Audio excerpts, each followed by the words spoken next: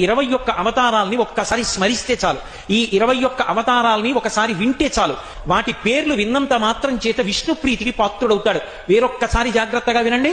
మొట్టమొదట ఆదినారాయణుడు సనకసనందనాదులు, దాని తర్వాత వచ్చినటువంటిది యజ్ఞవరాహావతారం, యజ్ఞవరాహావతారం తర్వాత నారదుడు, నారదుడి తర్వాత నరనారాయణుడు, నరనారాయణుల తర్వాత వచ్చినటువంటిది కపిలావతారం, కపిలావతారం తర్వాత దత్తాత్రేయావతారం, దత్తాత్రేయావతారం తర్వాత యజ్ఞావతారం, యజ్ఞుని యొక్క అవతారం తర్వాత వృషభావతారం, వృషభావతారం తర్వాత వచ్చింది పృథుమహారాజు గారి అవతారం, పృథుమహారాజు గారి అవతారం తర్వాత వచ్చినటువంటి అవతారం మత్స్యావతారం, తర్వాత కూర్మావతారం, తర్వాత ధన్వంతరి, తర్వాత మోహిని, తర్వాత నరసింహుడు, తర్వాత వామనమూర్తి, తర్వాత పరశురాముడు, తర్వాత రాముడు, తర్వాత రామచంద్రమూర్తి, తర్వాత బలరాముడు, బలరాముడి తర్వాత కృష్ణ భగవానుడు, కృష్ణ భగవానుడి తర్వాత ఏకకాలంలో 2 అవతారాలు ఉంటూ ఉండొచ్చు వీటిల్లో.